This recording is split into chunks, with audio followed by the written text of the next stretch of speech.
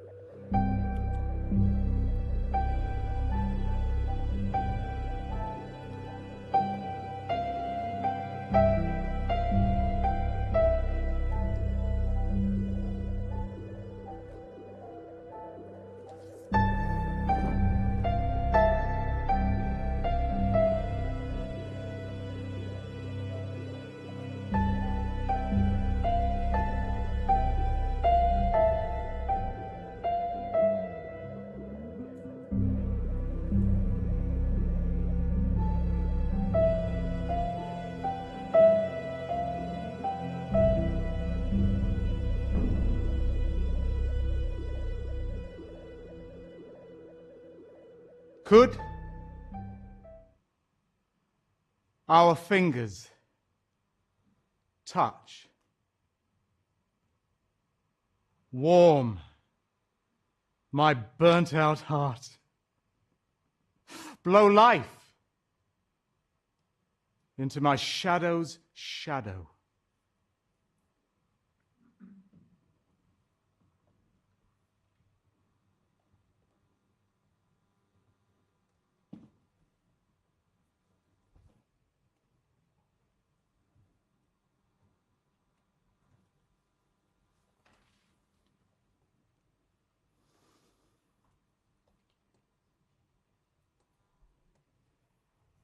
I'll be brief, not because my time's limited, because yours is. You are living ever less brave lives, so you'll have to open your heart's chambers, because I need to take you to some strange, possibly queer places.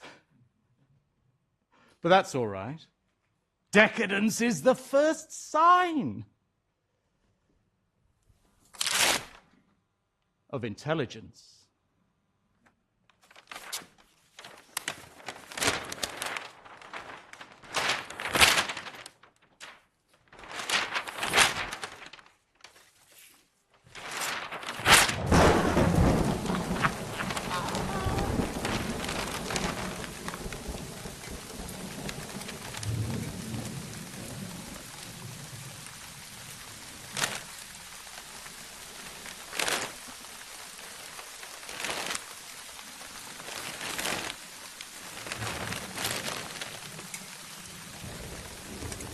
All adventures begin in a garden, where wayward humans might just be swayed by peace and beauty. Prospect Cottage, my dungeness home. No walls, my garden's boundaries are the horizon. In this shingle desert, only the toughest grasses take hold. Yellow sedum, red poppy, blue bugloss. And behind us is the nuclear power station. Like a great liner glowing sodium and ruby, the lights in this bay arc from Folkestone to Dover. Above us, jetliners are roaring in the cold stars. Listen! The orchestra is striking up the music of the spheres, whirling you off your feet till you feel the great globe move. One night, sharp wind. It's a twister. I grope by the spectral beam of the lighthouse for a candle. Its guttering flame increases my insecurity and isolation. Every timber of Prospect Cottage stretches. Boards split from their neighbors. 80 years of tar and paint parting like rifle shots. Who called this up? Did I? The wind speaks my name. Prophecy! Nothing can hide from it. And no person can be wise before they've lived their share of winters in this world.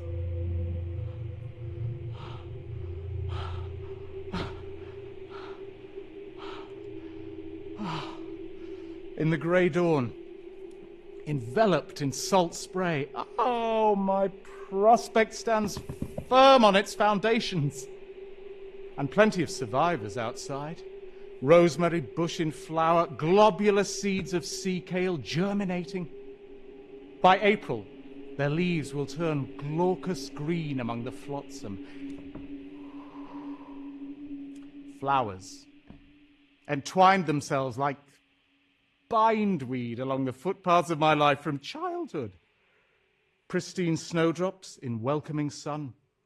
A single crocus, purple among golden companions. We planted them together between classes. Wild columbine with flowers like vertebrae and fritillaria crouching snake-like in corners. Christ! What the hell do you think you're doing, Jarman? You disgusting animal! Playing? Oh, I'll teach you to climb into other boys' beds and play with them. This behavior will make you blind, Jarman.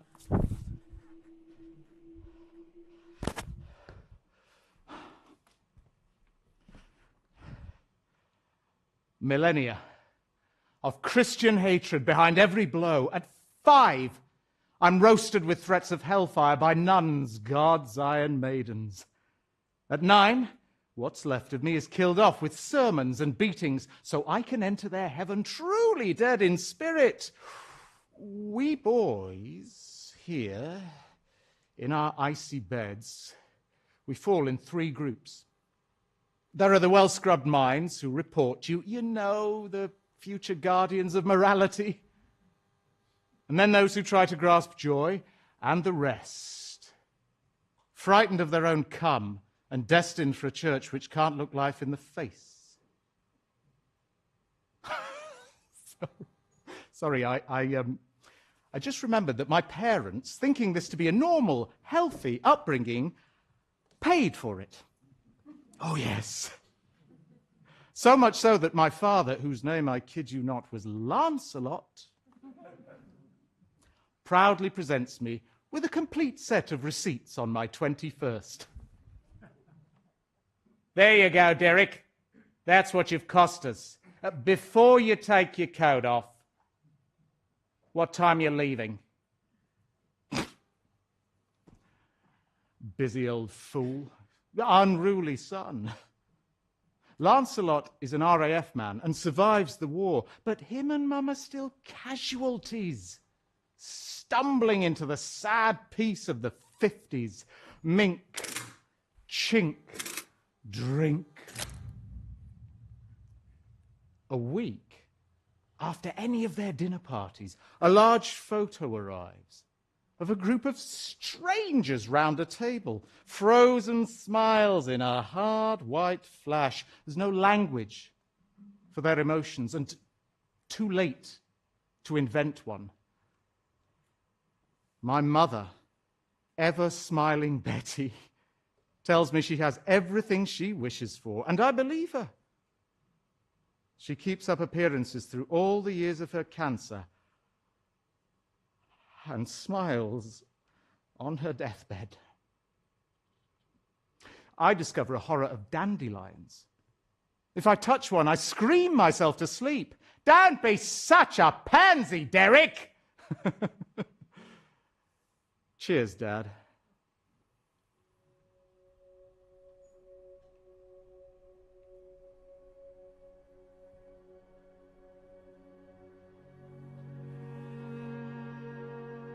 Oh.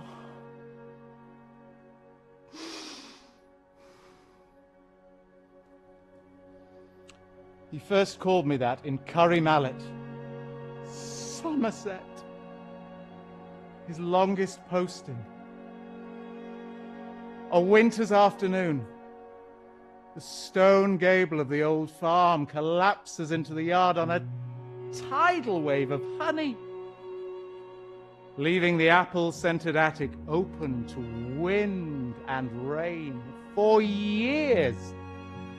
Wild bees have built a vast comb deep in the stones. Now, the ripe wall bursts.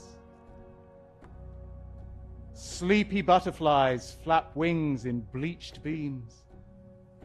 Wind blows lavender-scented corpses of flies in spirals. And the deluge leaves the ghostly inhabitants of the attic shivering.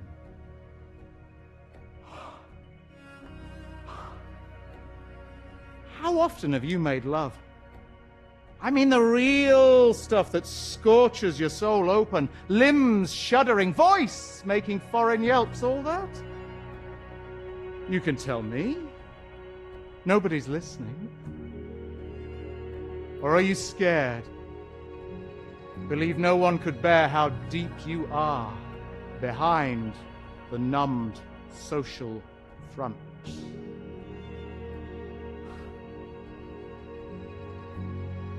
I was scared. In the Rockies, with Ron, in our teens, the Canadian Pacific train coming our way. We strip, and in a moment of shameless triumph, make fierce love as the observation cars rattle past just feet away. Oh, we're at risk of actually living. Every touch, an electric shock. The train roar in my ears washes the centuries away till we're back in the golden age, naked under a huge ochre sun.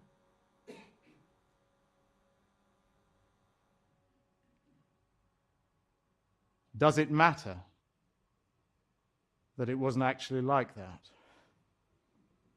That we may not have even kissed? And when we finally do, in darkest London, my body is frozen.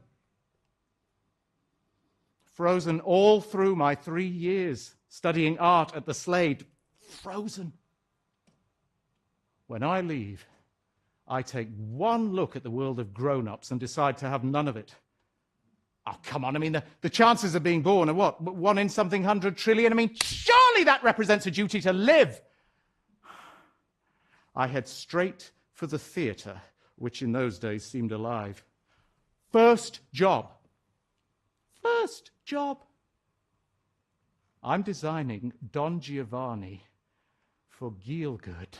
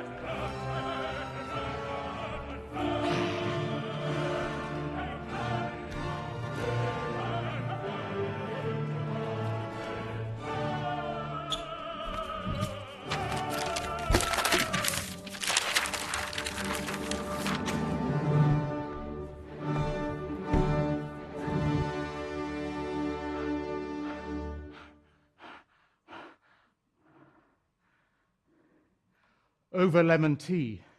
Sir John says, "I do not think, Derek, it has entirely been a success."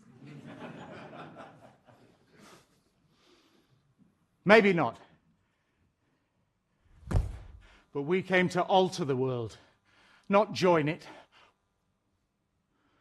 We came to find the Promethean child within you. Your child of disobedience. You lost contact a long time ago. But if you let it, your secret child steals the matches to strike a dangerous light in the dark. Has wicked thoughts, will not get caught. In the red heat of freedom, it remembers that the devil shouldn't have the whole fire, delicately holds the magma of your precious inner violence ready to ignite. Dear God, please send us all to hell. Yours sincerely, Michael Derek Elworthy Jarman.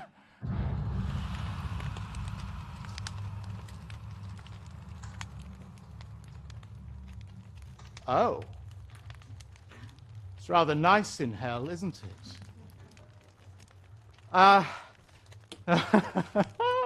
Now that you're here, you must meet Ken Russell. You obviously know him then. You can't miss him. He wears a hat that looks as if he shot it. Derek! I'm making a film about devils. I said put him over there! Well, it's really about how humans are twats. Refuse to live in harmony, all that bushwhack.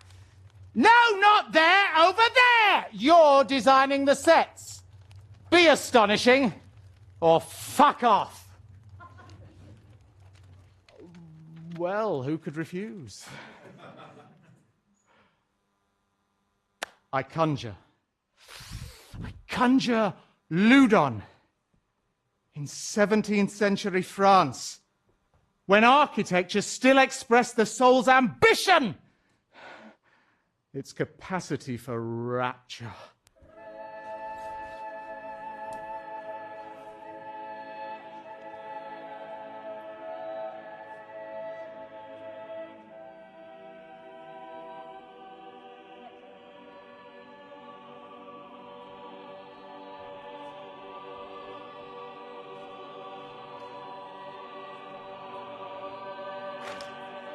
White bricks from the yellow brick road. Concentric circles, communal buildings, and epic, jutting churches.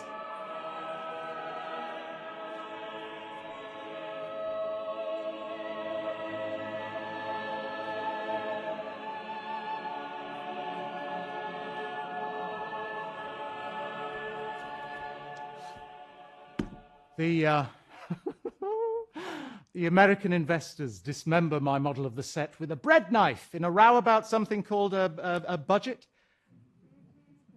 But I get my cathedral. I'm always rebuilding the Emerald City. Ken, like a mad empress from a B-movie, brings a drum kit on set at Pinewood. Where's your fucking life force, you cunts? More blood! More panic! Scream your diaphragms out! Eviscerate! Will somebody please die to themselves, you fucking bastards! Oh, darling Ken, why choose coherence when there's adventure to be had?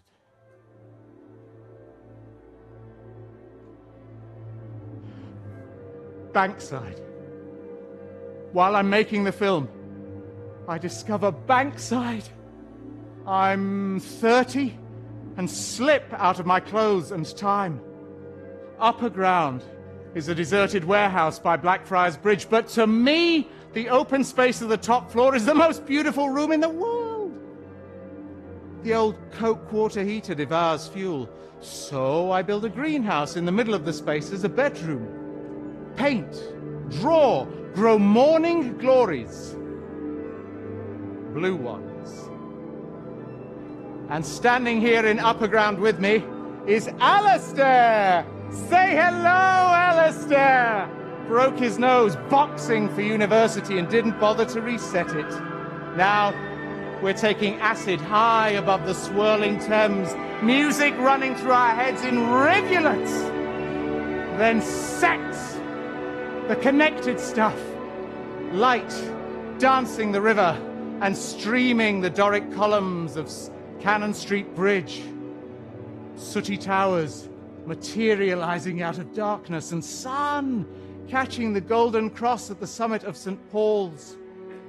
Seagulls screeching round barges, clouds the pink of Pontormo angels, sun spreading flaming bands over rooftops, splashing scarlet into eddies left by barges. Alistair floating. We both floating.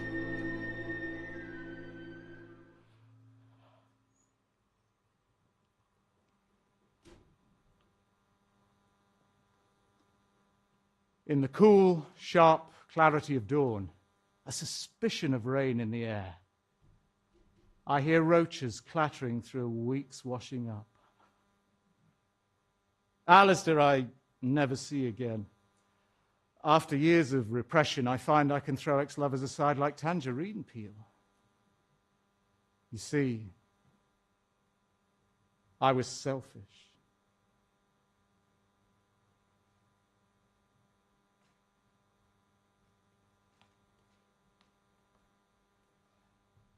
Have we sufficient confidence to let anything happen? Have we sufficient confidence to let anything happen? Mark Ballett, an American architecture student who makes love to the world, brings a Super 8 film camera to Bankside. There you go, Mark. Just take that. We'll work out what to do with it in a moment.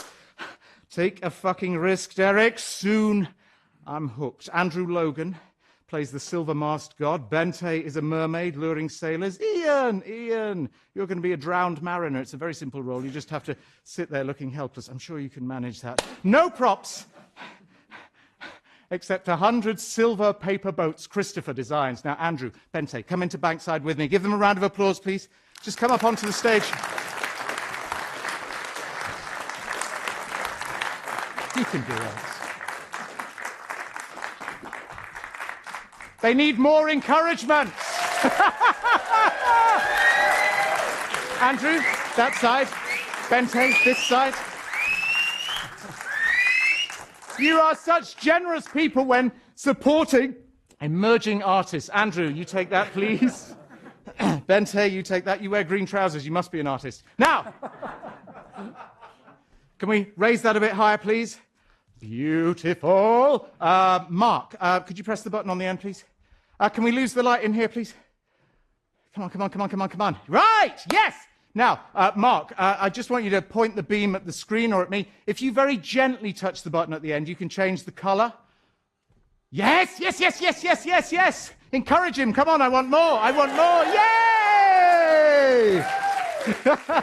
You can point it at me, at Andrew, at Bente, at yourself, at your fellow artists in Bankside. Just play, enjoy yourself.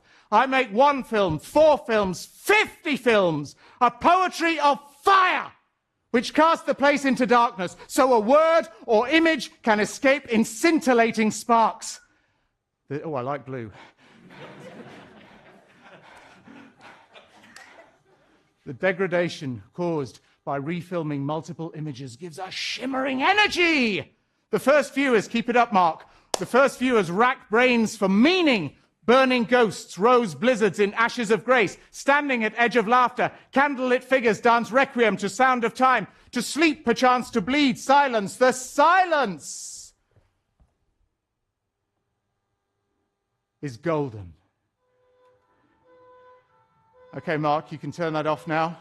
Just hang on to it for me. Andrew, Bente, come a bit closer. Get the sheet around you.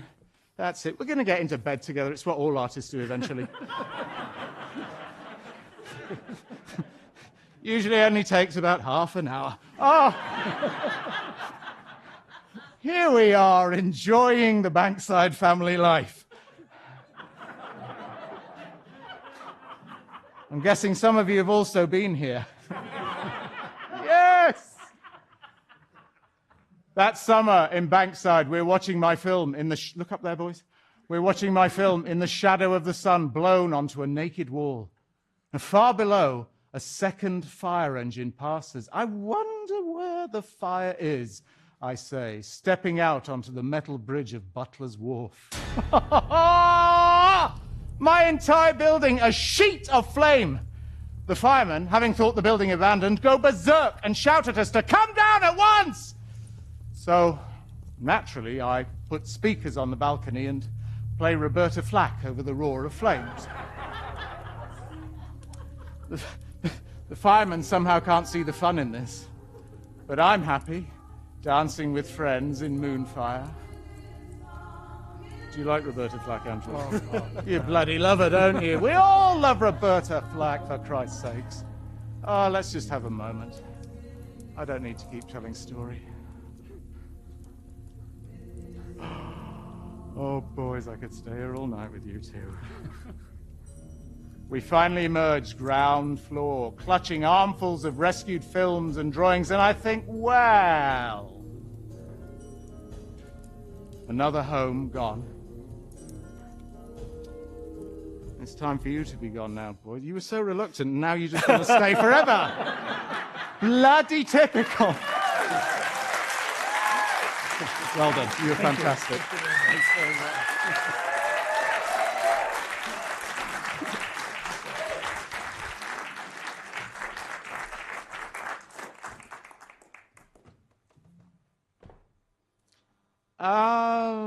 Everyone close your eyes.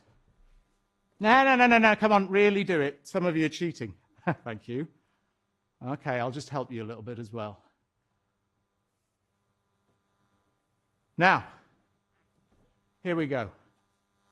What if the present were the world's last night? Bear with me. Life's more fun when you don't know what's coming next. So, in these final moments, ask, did your soul, important word there, did your soul cross unimagined frontiers? Did you look your pain in the face, refuse to fit your sparkly genius into beige-shaped holes? Or weep, unheard, over lives you didn't lead? One of those many people with bits of themselves missing. You can open your eyes now.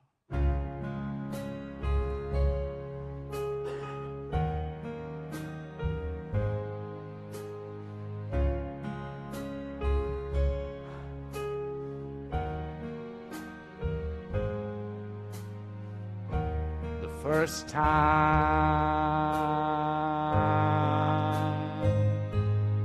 ever I saw your face, I thought the sun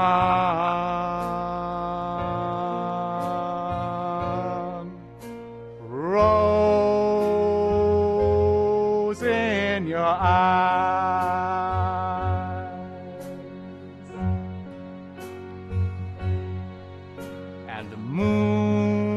And the stars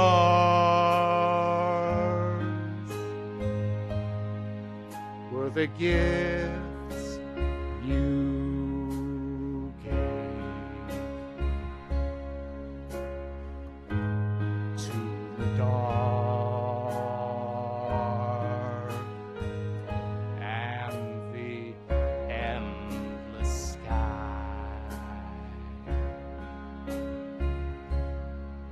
We're all big Nellies with tough as fuck exteriors, trying to sweeten the wounds of being told to stop existing.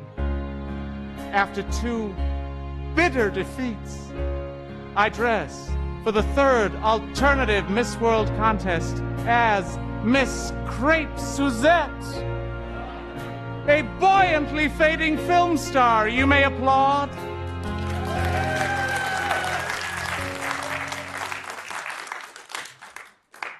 how could I not claim victory?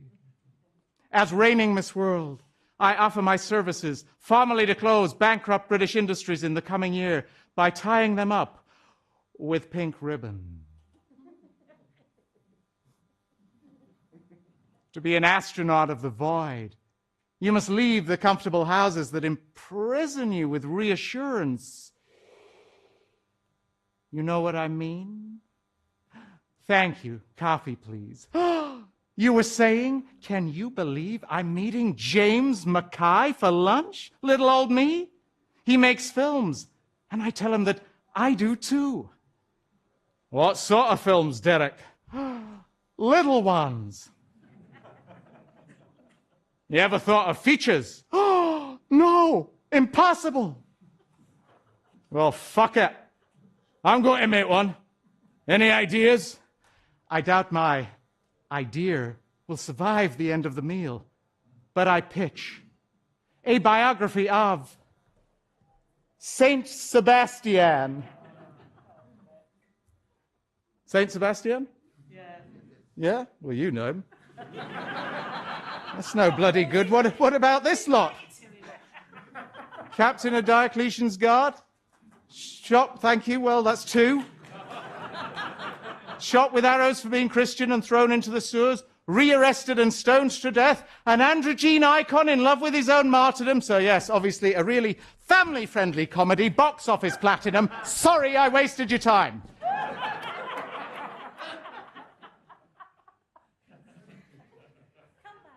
Come back, she says. But like a miracle, the cards fall in my favor. Weeks later, we're filming in Sardinia. Bigger canvas, bigger mistakes. I write the entire script in Latin. Concilium optimum. Great idea, Derek. Not one actor can speak it. Not one. I filmed cinema's first all-male love scene to feature an erection, run out of that money thing, offend the Sardinian authorities in every way, and fall out with my collaborators, which sort of means I'm going to have to fall out with you, Mark. I'm really sorry about that. But not for long. By the light of Roman oil lamps, we talk into the night, living on rough bread and local red. The sky crystal clear. For each star at home, 100 shine here. In the ferment of ideas, we make a film which doesn't present homosexuality as a problem.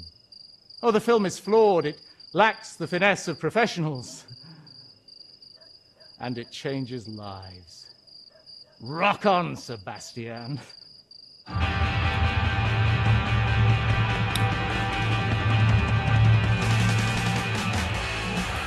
The openly straight filmmaker Derek Jarman has made one of the first heterosexual films 10 years after heterosexual acts were decriminalised in private.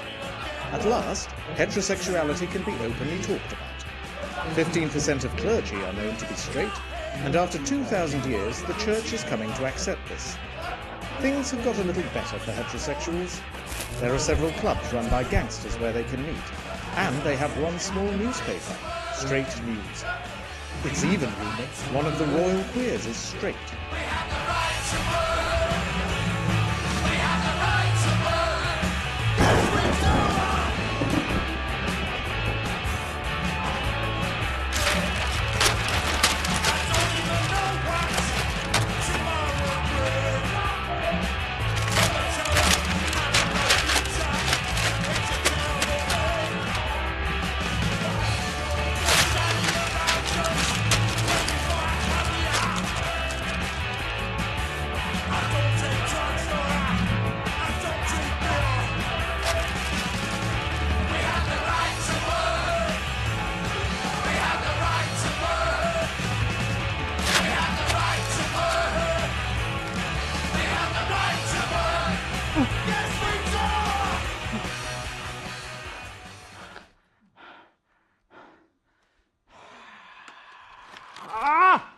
The fire burns out. The hearth is boarded up. Television arrives. You don't mind that, do you? Electronic media steals the narrative, leaving us with endless repetition, talked at rather than talking. In a world that can be incinerated any moment, the will to action fades. Values and qualities cease to exist when all can be reduced to ashes. But the world's still your oyster, so swallow it! When your desires become reality, you don't need fantasy any longer, or art. This is my jubilee.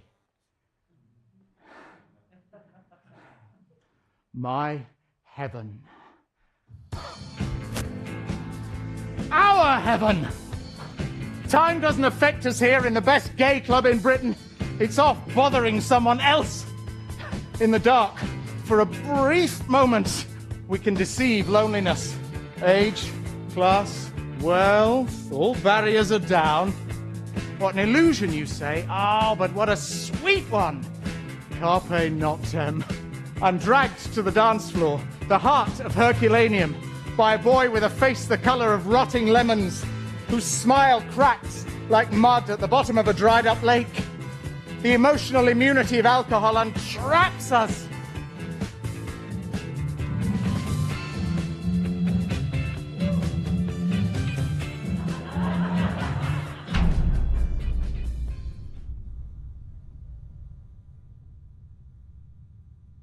Who are you?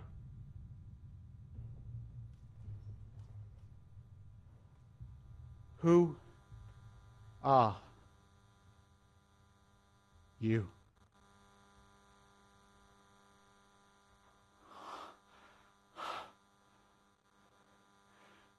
Be not afeard. This isle is full of noises, sounds, and sweet airs that give delight and hurt not. Sometimes 1,000 twangling instruments will hum about mine ears, and sometimes voices that, if I then had waked after long sleep, will make me sleep again, and then in dreaming the clouds methought would ope and show riches ready to drop upon me, that when I waked, I cried to dream again.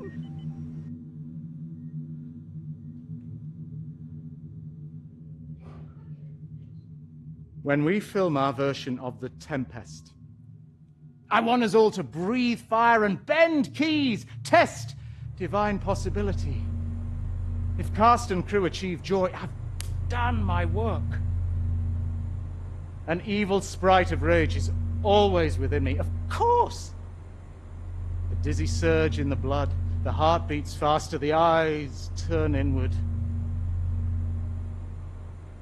But the rarer action is in virtue than vengeance. The idea of forgiveness in The Tempest magnetizes me. It's a quality almost absent in our world.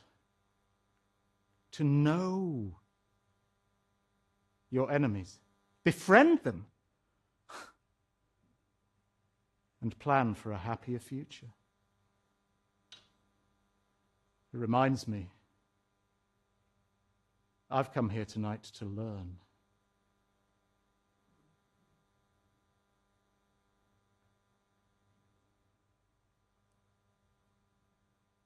Longing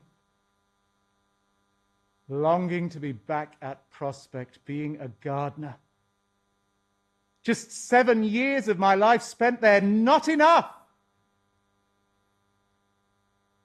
The mauve nostalgia of the opium poppies. White sails floating across the aquamarine. At day's end, the lighthouse illuminates the deep sea wrecks in the phosphorescent depths. Being one with now. With you.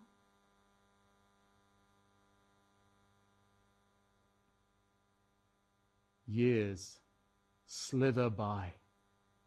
Clock stopped, rainbow dropped.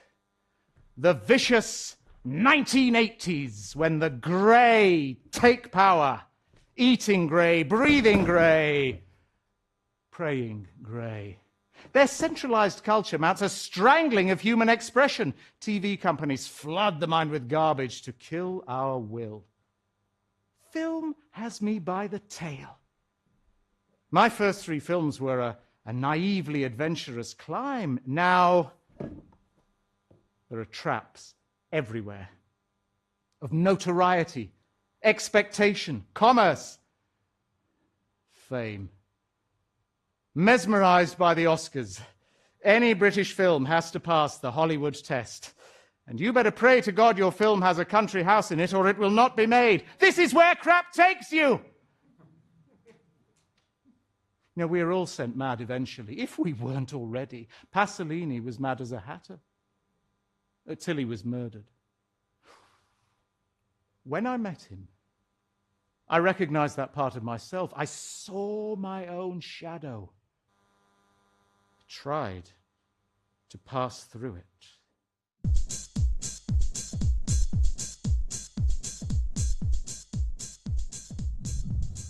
I'm in a club, maybe the catacombs.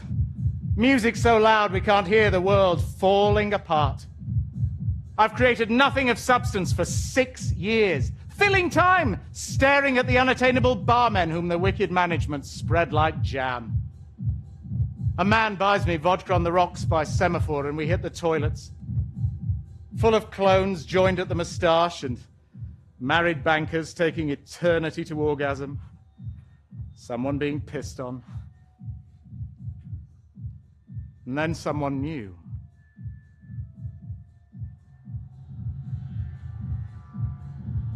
Body hard, like marble, flawless.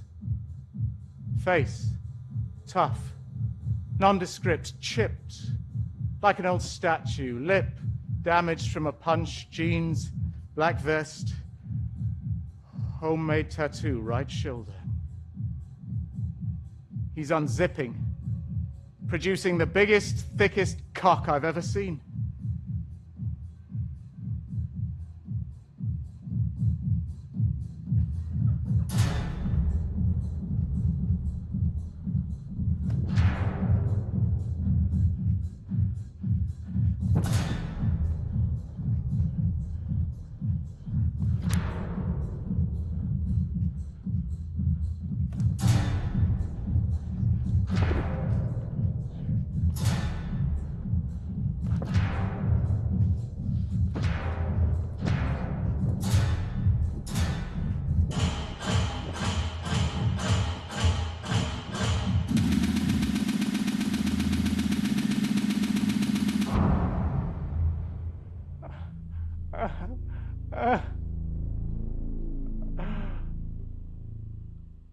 The pleasure, so intense.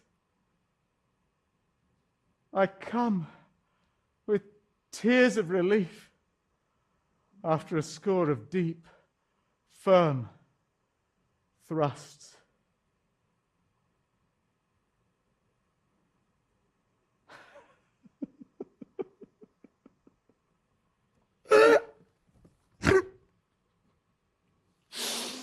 Oh, who lives up to their ideals? It's the knowledge of being a failure which keeps us trying. Suddenly, Channel 4, oh yes, then offers me $500,000 to make a film about Caravaggio. And I start to feel slightly less angry towards television. Like his contemporary, Shakespeare, Caravaggio's mind has none of the boundaries of imagination of this time. In his paintings, the colors frighten each other and teach us to see again. Naples yellow, burnt umber, viridian. He makes them dance so dangerously that we wake up in the debris of our own inaction, wanting to reach the world's diversity and worship it. Our life of Caravaggio is all about the filming, not the film. Picture our studio. Everyone gleam-eyed with the arrogance of second childhood. Sean Bean, Nigel Terry, Tilda Swinton. Great actors always look as if they're nursing a terrible secret, don't they? All of us at odds with the rancorous, selfish 80s and mentally living in other, better Englands. One damp afternoon, we film Caravaggio dying young from lead poisoning and Sean's gullet being slashed. And then it's a wrap. Party! A Caravaggio banquet interspersed with, hello, darling, you've gone all turquoise, champagne, poppers, vodka. I haven't seen you for decades, love, or is it minutes? 10,000 cigarettes and a confetti of drugs. Well, do it up against the catafalque, you wicked beasts, and lots of his telephone number. I said, that boy we met in Newcastle last week at the screening, I said, you must give me his number. Now, where the fuck is the fuck-a-doodle who? The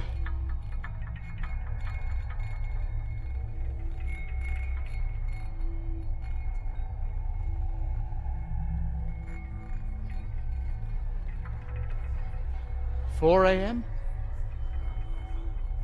Champagne turns flat in the blood. It's funny. I'm an outsider at my own party.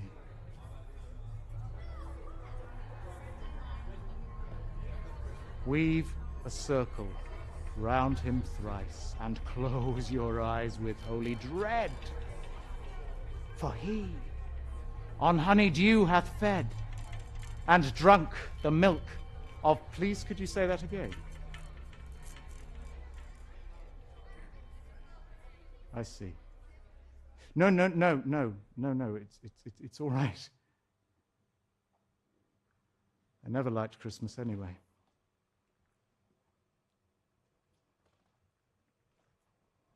The young doctor who tells me I'm a carrier of the AIDS virus is visibly distressed. I'm wearing the black overcoat I'd worn at my father's funeral days before and listen almost with relief to her do's and don'ts, shaving, hairdressing, all the details. I stop in the bright winter sun and buy a scarlet form to write a will, and then tell the first friend I meet. What does that mean? She says. It means I've become lethal.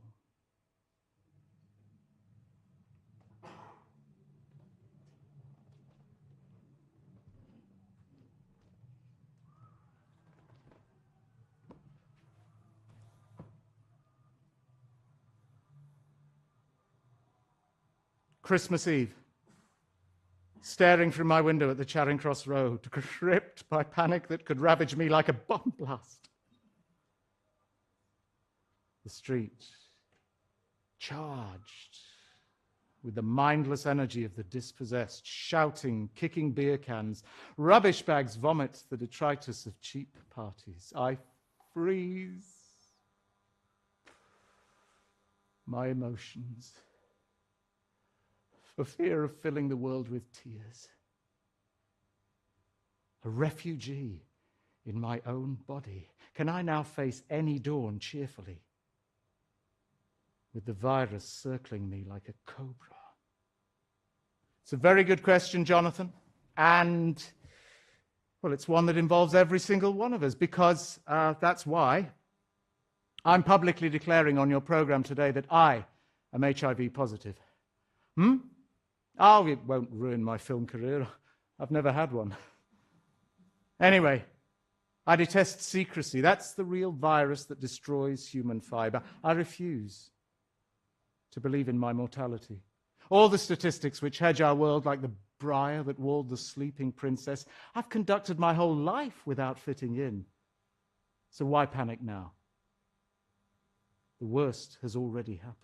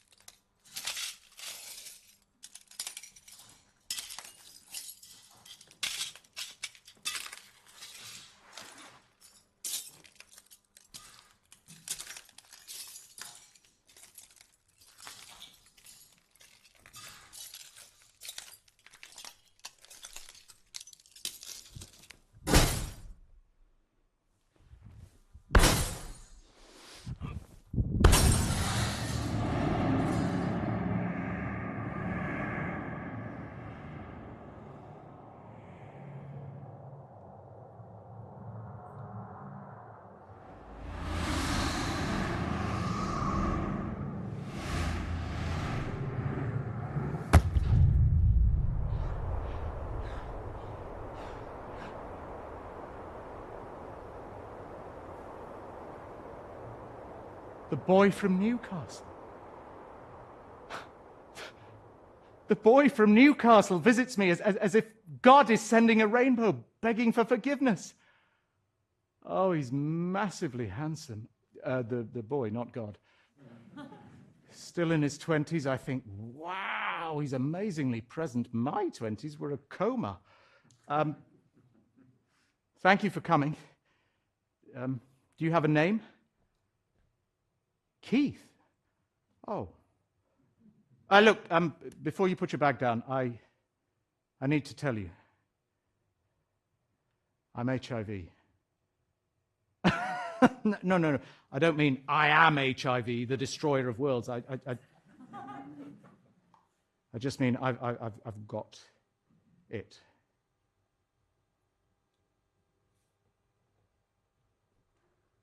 He tells me he hasn't come for sex, that I'll have to make do with getting to know him instead.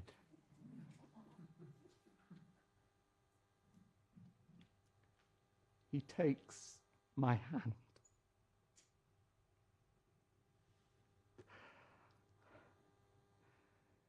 It is with Keith that I purchased Prospect Cottage, our corner of paradise, the part of the garden the Lord forgot to mention. The dead of winter's past, Dungeness glows under pewter skies. Shimmering sap, arsenic and verdigris greens, moss in little islands of pink pebbles, banks of gorse, silvery catkins and fans of ochre yellow stamens fringed with the slightest hint of lime green. I can't keep calling you Keith. Would you go and watch a play called Romeo and Keith? You would? Well, actually, me too. But, henceforward, you shall be H.B. Hinny Beast. Don't ask. He doesn't. I tell him he's the sort of person who, if he discovered the secret of the universe, would keep it to himself. He tells me he has, and he is doing. We live together. And every fortnight, he goes back to Newcastle to see his boyfriend. I happily let him. Because I'm incubating the very first inklings of what it might mean to be truly in love. For the first time in my life, the sheer level of sacrifice entailed. You know, we can become gods and goddesses of our own choosing at any moment. If you want to make a film, make a fucking film. I do. In a blaze. The Last of England, War Requiem, The Garden, Edward II. We somehow scrape the money together. You always can if passion outweighs cynicism. I'll say one thing for terminal illness. It stops you elaborately murdering time. Okay, everybody, we're going for another take. So, torchbearers, yep, as you walk through the ocean, can you hold those flames higher before circling the bed. And I'd like all of you more intense on this take, you know? You'll have to be. We can't afford a third. So more, yes, Lee, Johnny, Tilda. Actually, not you, Tilda. You're intense enough. Now,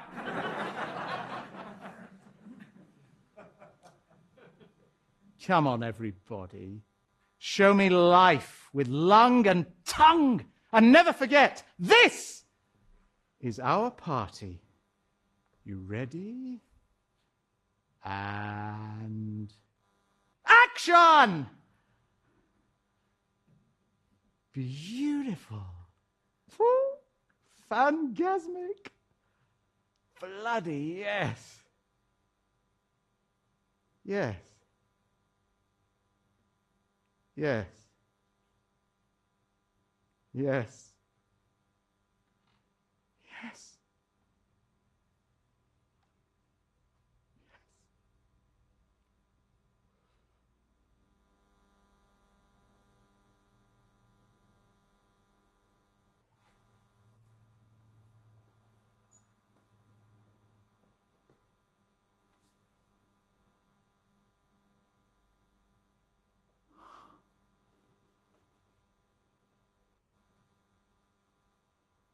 My hospital temperature chart looks like a child's drawing of the jaws of a shark.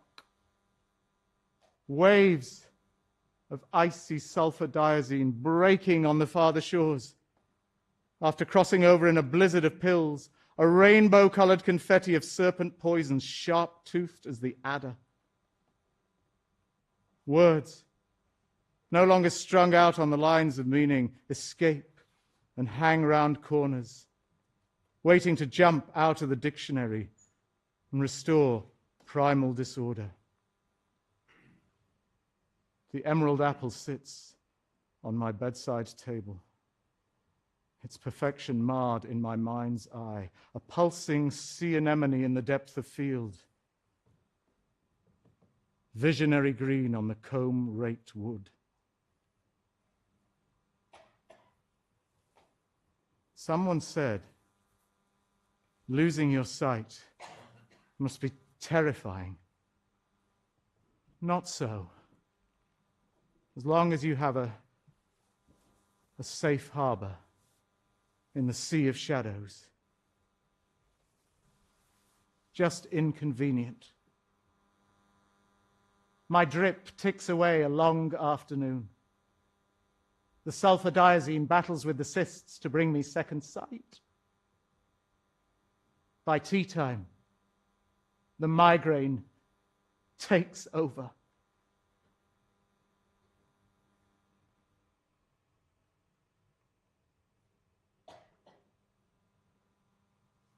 Three months later, I rise. Not long after having my appendix chopped out, I struggle out of the twilight with a metal zip from top to bottom of my stomach. My traumatized guts spilled out on the operating table like so much offal are now back in a stomach, taut as a balloon. Old age coming quickly for my frosted generation.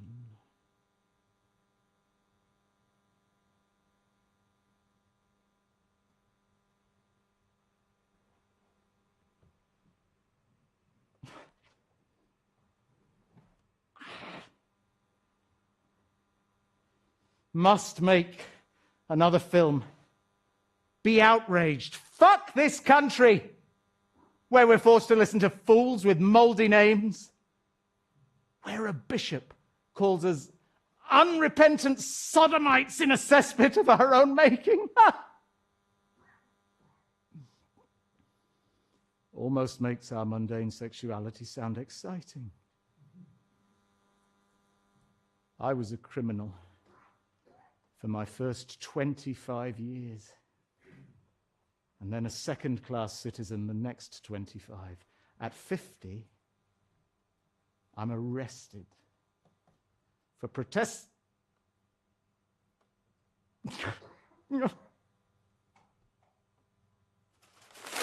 I'm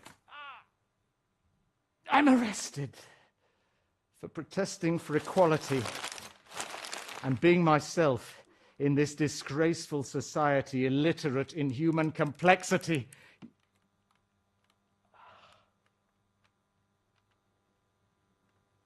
Only the niceties of an English upbringing stop me reaching for a gun.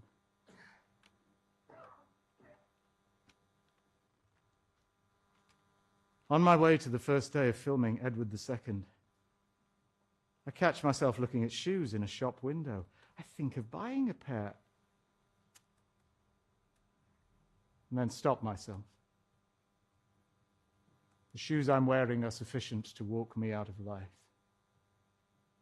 The HIV always wins. It knocks you for six just as you're beginning to forget it. A bullet in the back of the head would be easier. Over before you register it. Give me 1 hour of good health and beauty.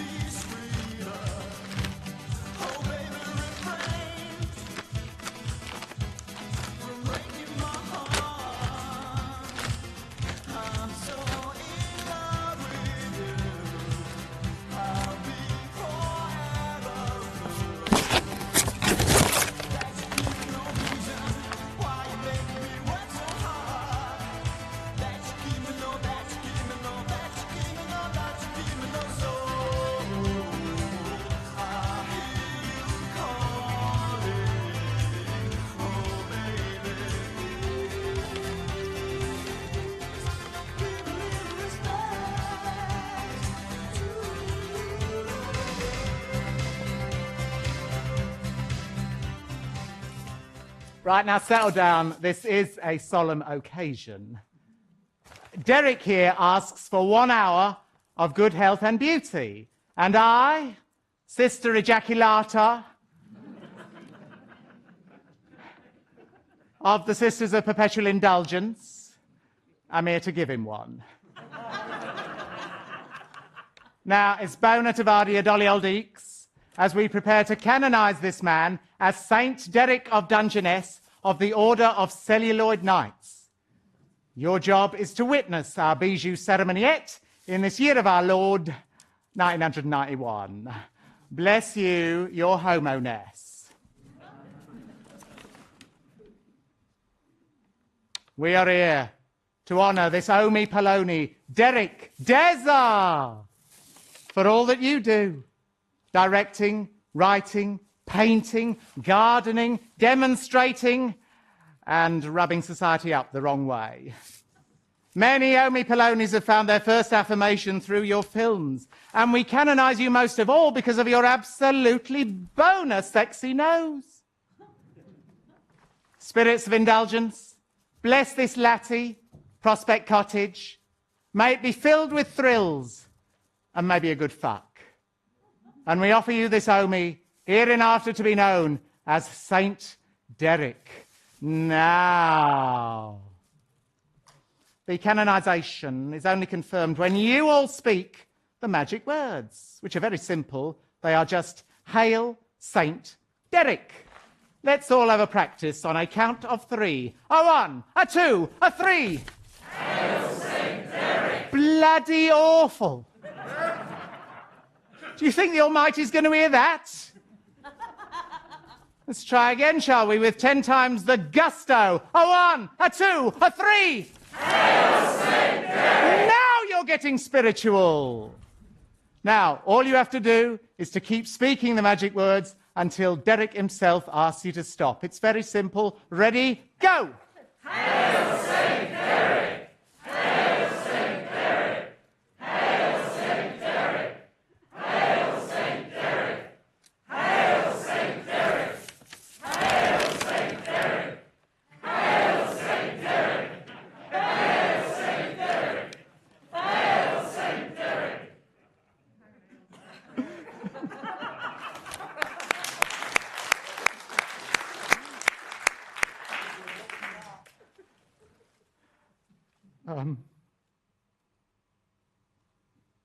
This is the happiest day of my life. And I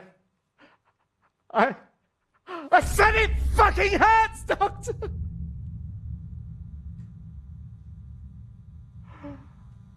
Sorry.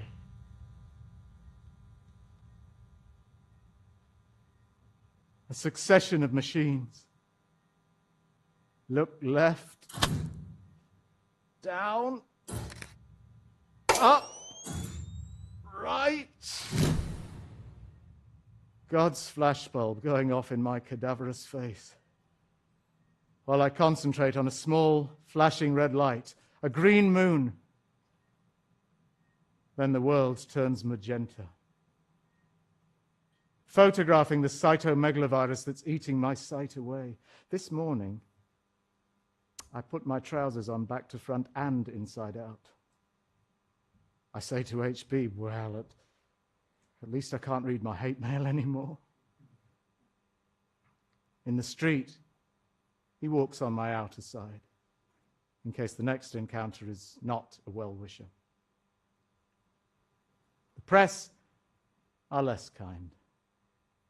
Trapped in a mediocrity that isn't even their own, they turn like a savage pack to protect their unbearable existence. For them, I feel as sympathetic as cyanide.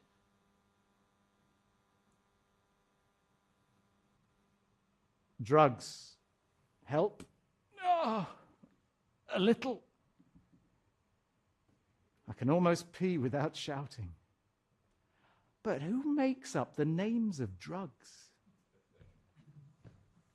Fansidar, Triludan. There's one called Dom Perignon near us, damn it. I mean, seriously, why not Petal or Joy Rocket?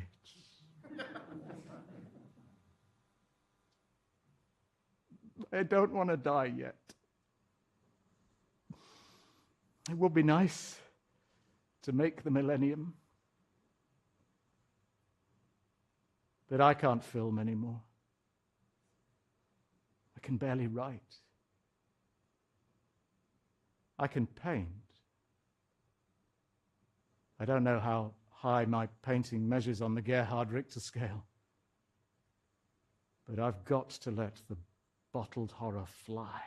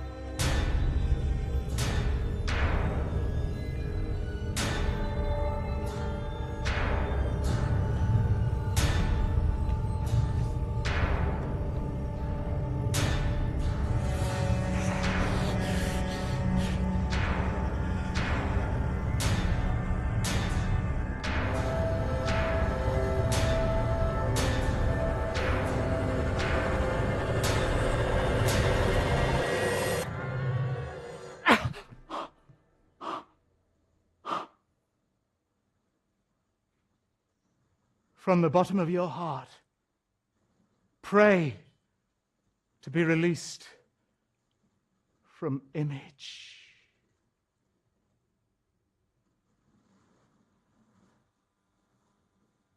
Oh, blue, come forth. Oh, blue, arise.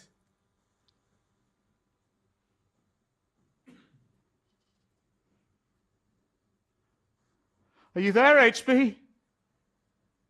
Of course you are. I'm lucky. Many face this alone. The Gautama Buddha instructs me to walk away from my illness. But he wasn't attached to a drip. David rings from Italy to say he's heard I'm dying. Don't worry, I say. I've been doing that for years. I'll tell you when I manage it. I can't calculate where the shaving razor is going to land on my face. The earth is dying and we do not notice it. An elderly woman talks to me. Her son is in the ward, has meningitis and lost the use of his legs. I can't see her. I just hear the sobbing. This new medicine, AZT, oh, it itches the hell out of my skin. The largest organ on the body. It gives you an extraordinary tan. People say, where did you get that tan? I tell them I've been in St. Bart's. They think it's an island in the West Indies. Pete, Howard, Graham, Terry, Paul. They died so silently. I have no friends now who are not dead or mad. Like a blue frost, it caught them.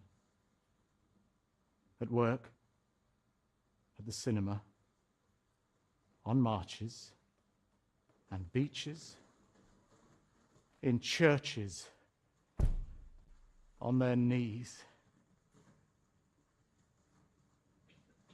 The nurse fights to find a vein in my arm. We give up after 5 attempts. This behavior will make you blind, Jarman! In the first white light of dawn, I turn white as a sheet as I swallow the white pills to attack the virus which is destroying my white blood cells. Derek, it's John Gielgud here. Hope you're all right. Tell me, do you still have that awful garden? I contemplate suicide. Not in my nature. Carl killed himself. I mean, what does it matter? If he swigged prussic acid or shot himself in the eye, maybe. He dived into the streets from high up in the cloud-lapped skyscrapers. I'm still here. Across a wine-dark sea. Yesterday, my stomach went, and I staggered around, dripping shit from my trouser bottoms. The HIV is now attacking my nervous system, so my walk is a wobble. I limp into a Chinese restaurant in Lisle Street. A ghost at a sweet and sour banquet. I don't want to end in sadness. I'm an artist of happiness.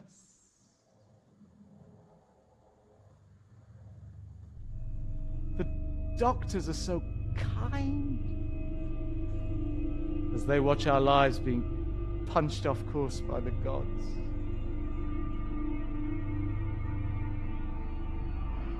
My face, like a purple baboon's arse in a snowstorm. I down a sizzlingly peppery tomato juice, shipwrecked on the last coral reef of optimism. We have always been mistreated. So if anyone gives us the slightest sympathy, we overreact with our thanks.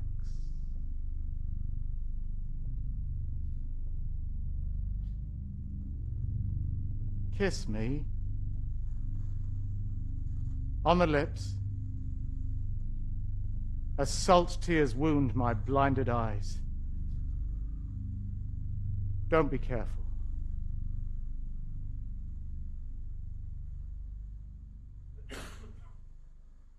I wonder if any of this will be remembered. In the scale of human tragedy, it's very light. Cholera, for instance, now only an answer in pub quizzes.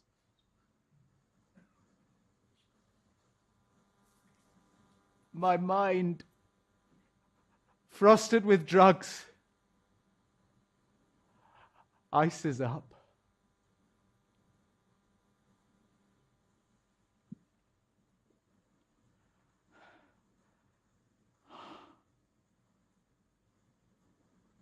Our name will be forgotten in time. No one will remember our work, for our time is the passing of a shadow,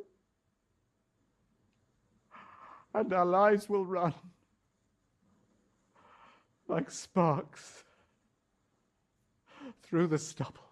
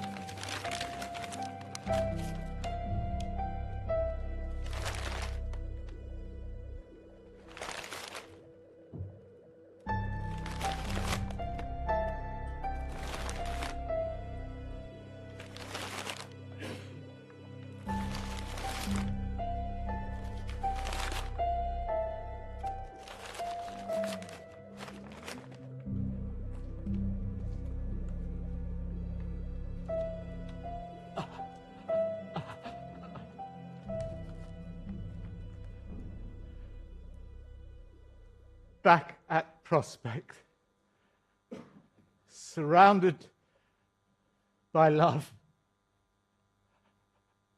Prospero has returned home. His staff plunged into the roaring nuclear waters. My 52nd birthday, same age as Shakespeare. HB has made a bonfire.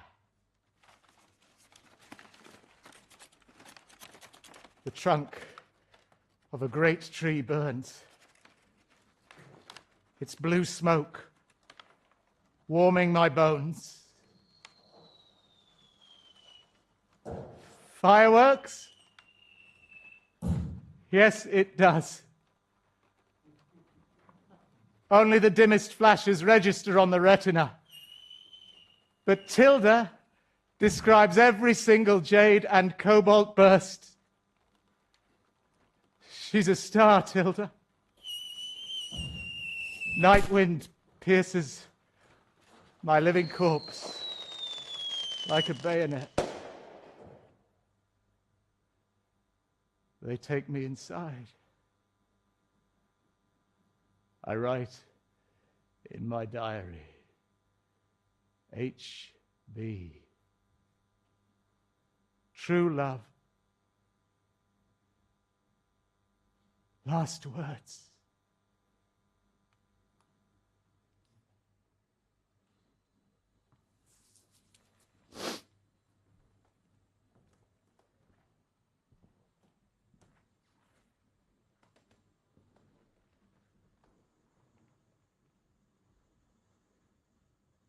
I tore my last breath from the stars as TB and pneumonia hammered at my lungs and toxoplasmosis at my brain. HB lived till a brain tumor. He was also 52. You'll never fully know what he went through in caring for me. Neither will I. You know, if I'd lived one more year, I'd have made it to combination therapy and probably survived to bury him. You've forgotten it's still a crisis. I came to you tonight because I had to destroy my inheritance, to face you and love you. Stop hiding behind the character of myself. Stand naked, present, not wasted by fate. And then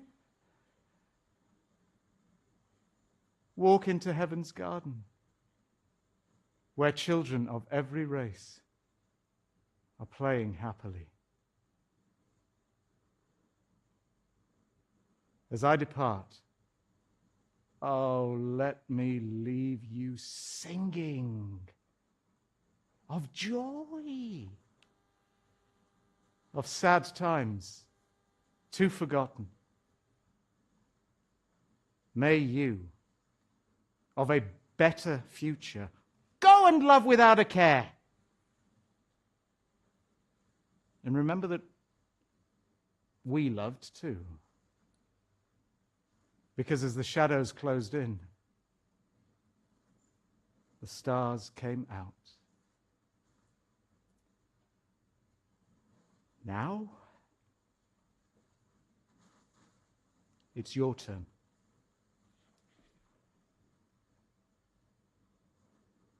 Be astonishing.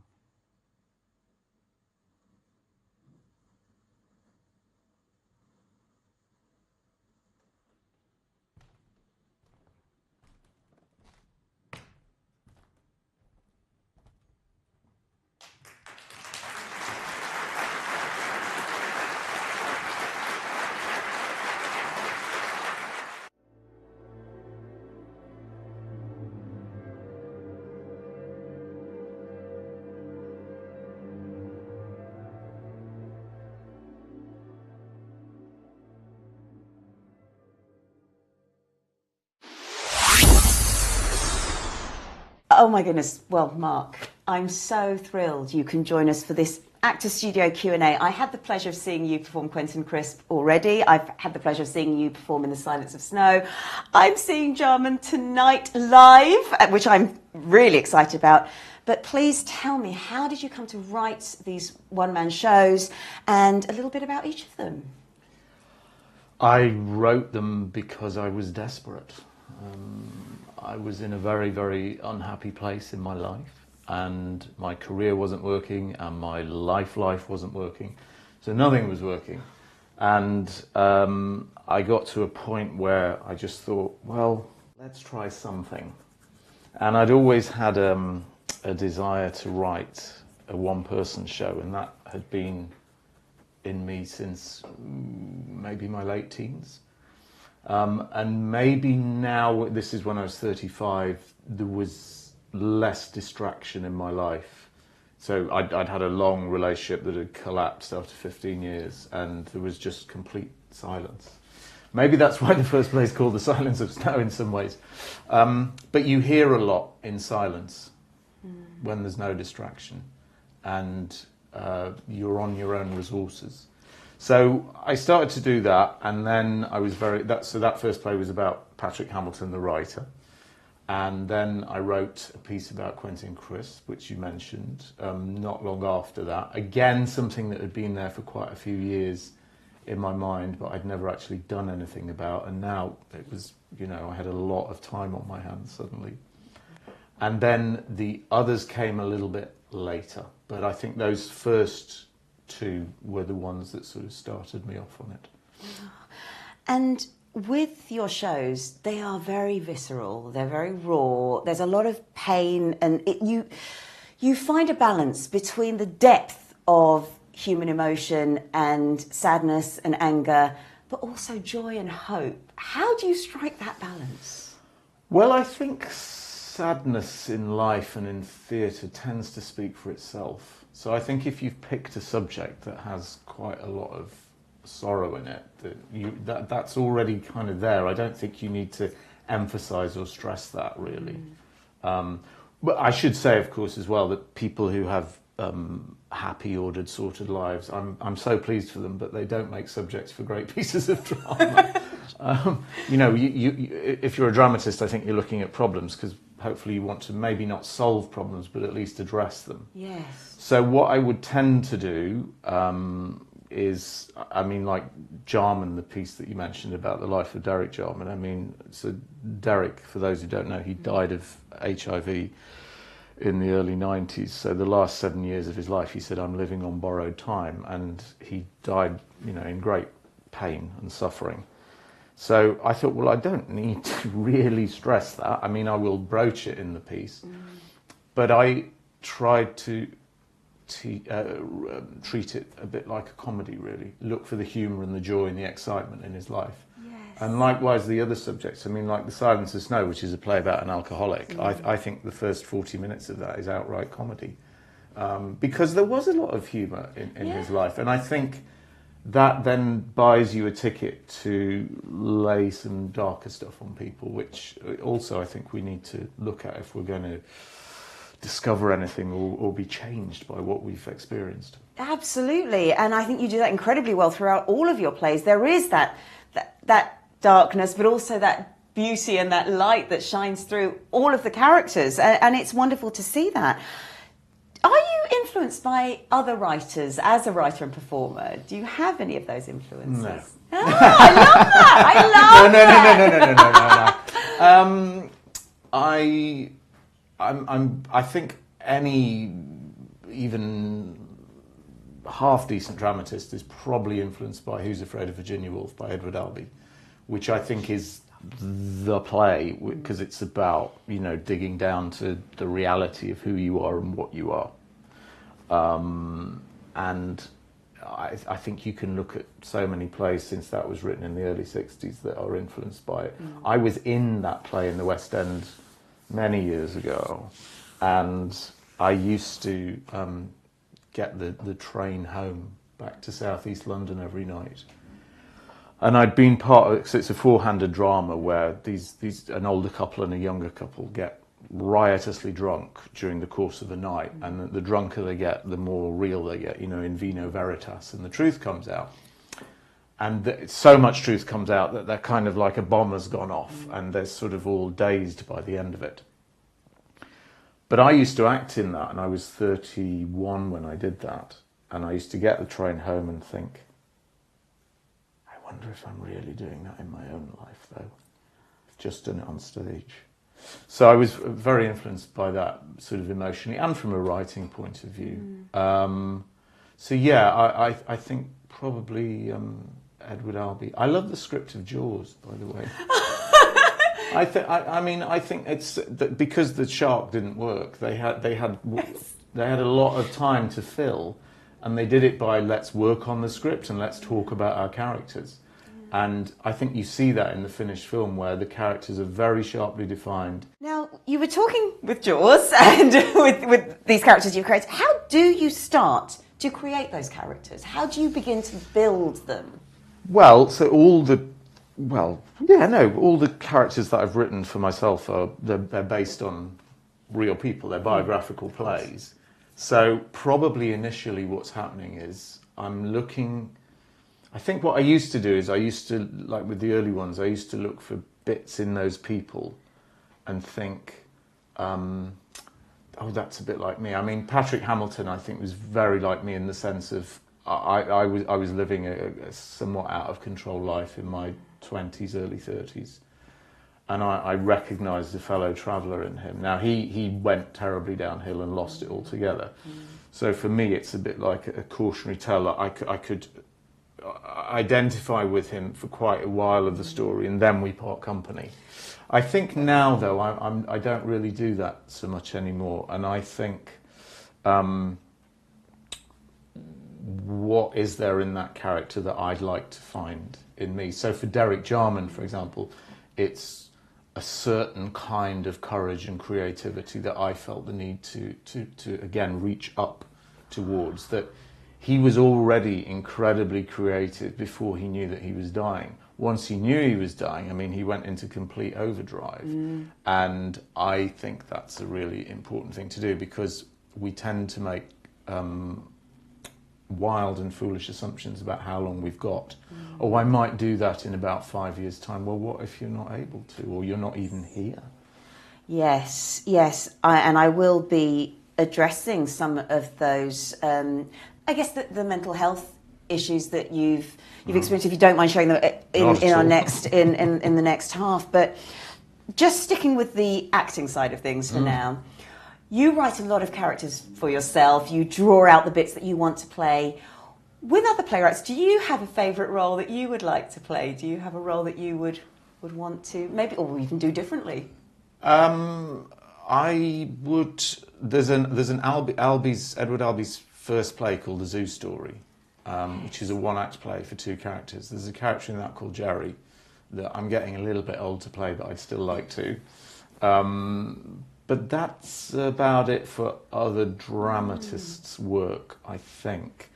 I found that making my own world is more interesting now. Yes. And I think competing with a squillion other people to get a particular part, and then find yourself a cog in someone else's machine anyway. Yes. I mean, the amount of actors I know who've fought tooth and nail to get a part and then didn't enjoy it because they didn't agree with how the director saw it. And I think there's a lot to be said for doing it yourself. But I know that for lots of reasons, not everybody can. Yes, I know exactly what you're saying, but I think that is a very important message to highlight. There is something very empowering and freeing about doing it for yourself. Tremendously. Tremendously. Yeah, which is really incredible. And part of what you do is you really advocate for mental health. You advocate for the LGBTQ plus community. You do a lot of charity work and so on for those areas. What do you want your audiences to take away as messages from your work?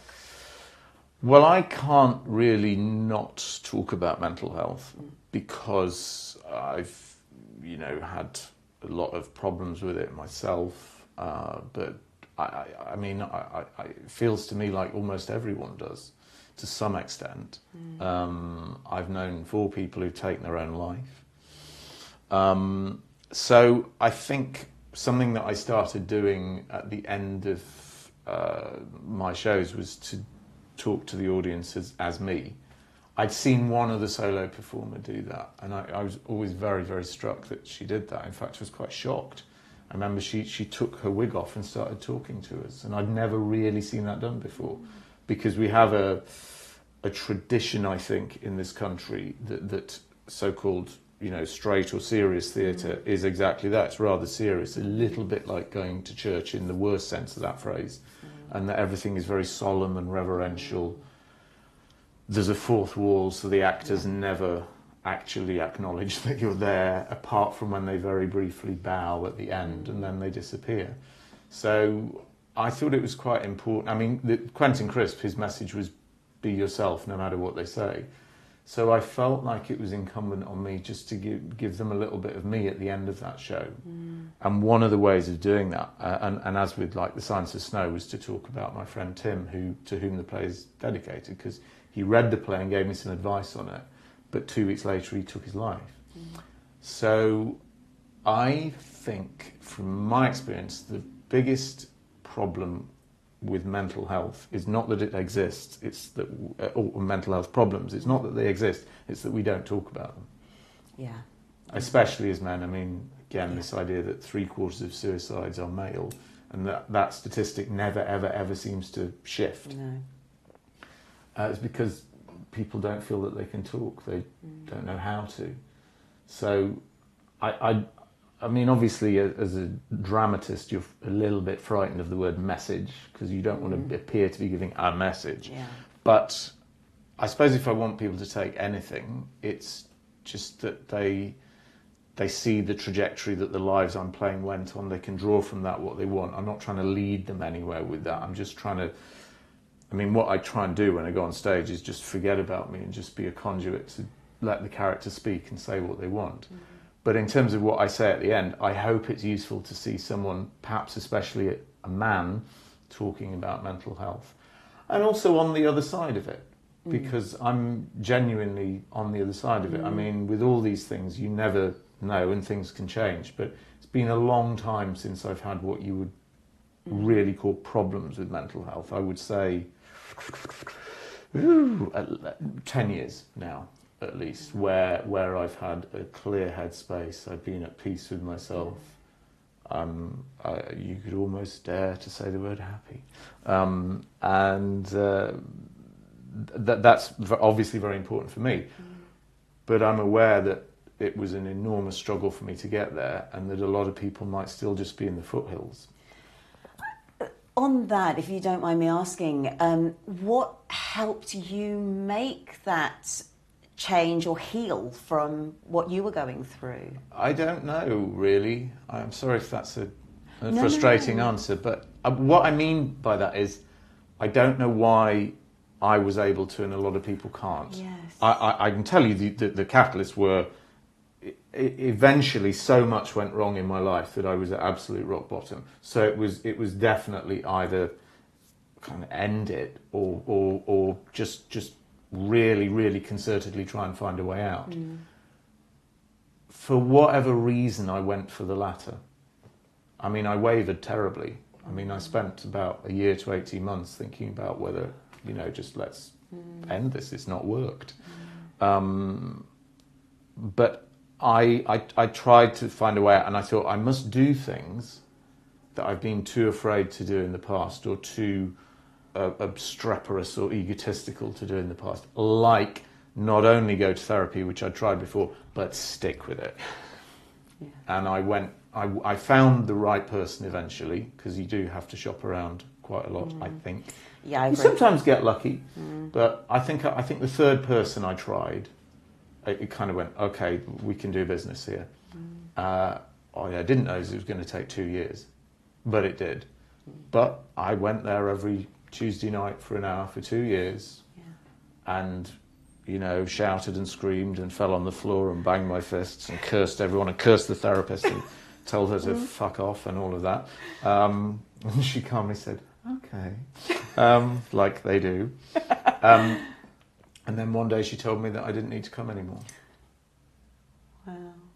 And I said, really? And she said, well, come next week, but then let's see if we can let this move away now. And within 2 or 3 weeks, I realised that she was right, and that was okay. But going back to don't know, I don't know why I was able to do that and some people can't, because I've had and have friends who are in comparable situations and nothing ever quite seems to be resolved. So I think if the spectrum is, to be really blunt about this, suicide, mess, recovery, I've been very fortunate to be able to move much more towards the recovery end of the spectrum. I've got a lot of friends who are in mess, and I've lost a lot of friends who went that way.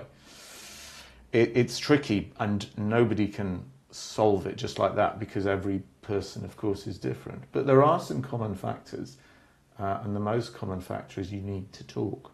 Just going back to Edward Albee, the play that I was referring to by him, the first line of the play is, we should talk. Which is always a scary word for so many people as well. Yeah, what a great opening line to a play. I wish I'd done it myself. Well, Mark is staying with us, and we'll be back just after this. I'm Dr. Dr. Audrey Tang, a chartered psychologist, and on my show Mental Health Matters, we take a deep dive into all things mental health and well-being with the experts. So join us at 8 a.m. PST on Thursdays on the Fresh Takes channel, because mental health matters on E360 TV. Now, let's talk about your work within the arts, because I think a lot of people think you have to be in the West End or in a soap or in something to be successful, whereas you have got a wonderful career touring the world with your one-man shows. Well, when you're very young as an actor, you're probably mostly driven by your ego. So you're going to want the maximum exposure. And I don't think there's anything inherently wrong with that. But, you know, the chances of you having a sort of sustained kind of Judi Dench type career are very small. So I think you have to decide if it's not necessarily going to be that, is that it? Is it all or nothing for you? Are you that type of person? And I was for a long time, and, you know, blithely oblivious to the fact it was making me very, very unhappy, because you're perpetually feeling like a failure. If you haven't got the job, I read in an interview that you'd said you'd attached yourself to work, and if you weren't working, you took that personally, and it became an identity almost. And also, as I've noticed a lot, if you're an actor and let's say you're in a West End play, you're very quickly unhappy because it's not Broadway. And if you're on Broadway, you're very quickly like, yeah, but it's not a movie. If it's a movie, it's quickly like, but it's not an Oscar-winning movie. Eventually, you get to the madness of going, I'm not winning the right type of Oscar. Oh, goodness, yeah! That's where the ego will take you if you let it. It will rob you of any kind of joy. And I think you have to, I mean, if you're really serious about this relationship you're having with a particular art, if you really mean it and you're really committed, then you love it because you love it. And that's what I would always look for in a creative person, I think. I love that, and that is so important for any creatives to hear, in fact. And sort of relating to that, you have built that career on what you love, and you're doing what you love. But is there anything that you wish you'd known earlier, or words of wisdom that you might share with young creatives? Oh, well, that's a tricky one. I'm inclined to say that I wish I'd known how long it was going to take to get where I wanted to get. But then if I'd known that, would I have possibly went, sod that? No way. I mean, for me, it took, if it's of any interest, it took 13 years, in my opinion, to start producing the kind of work that I wanted to, and the kind of acting that I wanted to. And that everything up to then was not particularly fulfilling or necessarily terribly good either. I remember I had a little go at one stage at comedy writing in a duo, and we got as far as putting a showcase on for somebody at radio for some big cheese, and he sent me a long email the next day telling me how bloody awful he thought it was. Oh no, it was well meant. He said, I think you need to know why it doesn't work. Yes, that's actually very helpful. It was, but then at that point you either sit down and think, okay, I'm going to learn how to do this better, or jack it in. And me and my comedy partner of short standing, we were talking about this, and he said, well, I found this article about how long it takes to get where you want to get. And I said, well, how long is it? And he said, about 8 years on average. And I kind of went, no. Because then you realise your heart isn't in it. So actually, maybe I would have stuck at it. If you'd said 13 years to me, I'd have gone, well, okay, that's appalling, but I'll stick at it. So it might take longer than you think. I read an article this morning by Mark Ravenhill, the playwright, and he said, it occurs to me that at the ages of 18 to 25, you are in some respects least receptive to learning. You're the big I am, and I know And best. I'm going to do. Yes, you're right. And why do we not think about possibly restructuring society a bit to understand that people learn at different times at different rates? I think that's. I know why we don't do it, because it's money, because we box it into this nice little higher education thing. But in fact, a lot of people come to creative fruition much later. You know, a friend of mine went to drama school in her late 40s. I myself, as I was alluding to, I personally feel that I only got any good at acting in my mid-30s. I'm 47 now. So yeah, my advice is hang in there. And if you consistently feel that hanging in there is not for you, then it's not for you. And that's all right as well. That's okay. There's no shame in that. In knowing what's right for you. It's just when and how to make that decision. Yes, yeah. I'm just sort of rather bloody-minded about certain things and just stubbornly hung in there because there was nothing else I wanted to do actually as well. That's part of it, I think, because relating to what you do, it's not just the performance and the writing, which is the wonderful creative part of it, but it is the production, it's the ticket sales, it's the contacting of the venues. Do you manage all aspects of your performance, or do you have a team that helps with some? Well, I think you find that you're probably the best person to be doing all of that, actually. Because otherwise somebody else is asleep at your wheel. And I found that I worked with an excellent producer in my early days, but inevitably he started to be concentrating on other things and not really pushing me. And somebody said, well, you need to do that, actually. So I don't like producing. I don't find it remotely interesting. I spent 4 hours of yesterday just doing that, sitting at a laptop. But if that's what's required, then fine. But yeah, no, I have people who help me and support me as well. You're never truly a solo artist. So I'm very, very grateful for that as well. And also, as you build relationships with venues, sometimes they bounce ideas back at you and say, we'd quite like you to come and try doing this. So you are part of the network, actually. It's just that for the time that you're, in my case, as a solo performer, when you're on stage, it is just you. But even then, you're talking to the audience, because I hate the fourth wall. I want it gone. So it doesn't exist in my work. And so really, you and the audience are having a conversation. And it is absolutely intoxicating. It's wonderful watching you in performance. I love it. But what I would also say is it is so physically taxing. I've seen you perform. You throw yourself across the stage. How do you stay mentally and physically resilient? I think the work is physical because you're trying to reflect a whole life. So you're partly playing, in several instances, you're playing somebody's younger years. I think there's also a little bit of, I was so trapped within myself and within my career for many years that when you break through that, there's a physical exuberance that goes with it. How do I look after myself? Well, just all the usual things people do. I reluctantly trudge to the gym. I think you should get a letter when you're 40 telling you what you can no longer have, It is with regret but determination that we inform you, Mr. Farrelly, that you can no longer eat bread, chocolate, rice, pasta, crisps. All the nice things, but look, I genuinely mean this.